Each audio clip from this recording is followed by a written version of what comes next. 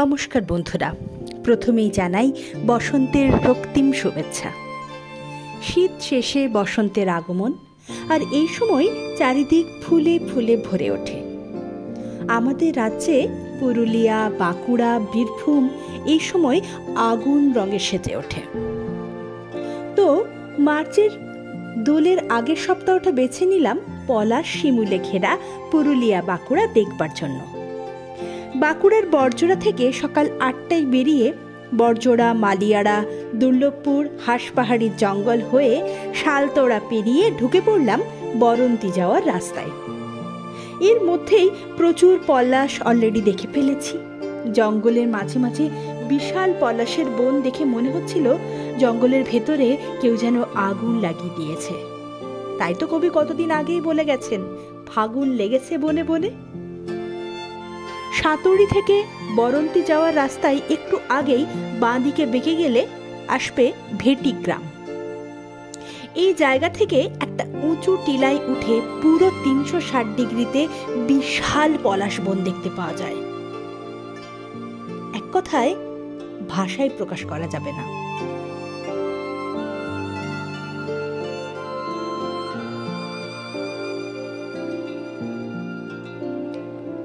দূরে রয়েছে বরন্তী পাহাড় ও লেক। এত সুন্দর দৃশ্য সত্যি কেবল প্রকৃতির বুকেই সম্ভব। অবাক হয়ে দেখে চলেছি প্রকৃতির সৃষ্টি। কতক্ষণ যে এইভাবে পেরিয়ে গেছে বুঝতেও পারিনি।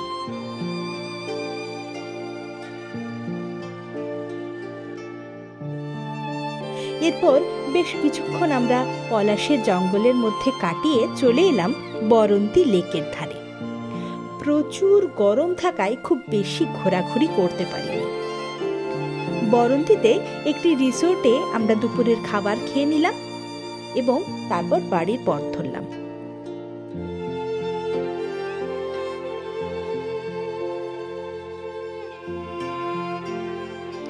চাইলেই থাকতে পারেন বরন্তীতে। লেকের পাশেই অনেকগুলি হোটেল এবং রিসোর্ট রয়েছে।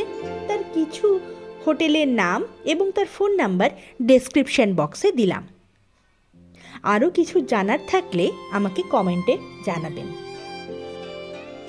আমাদের ভিডিওটি যদি ভালো লেগে থাকে তাহলে অবশ্যই ভিডিওটি শেয়ার করবেন এবং চ্যানেলটিকে সাবস্ক্রাইব করবেন এবং বন্ধুদের জানাতে ভুলবেন না কিন্তু।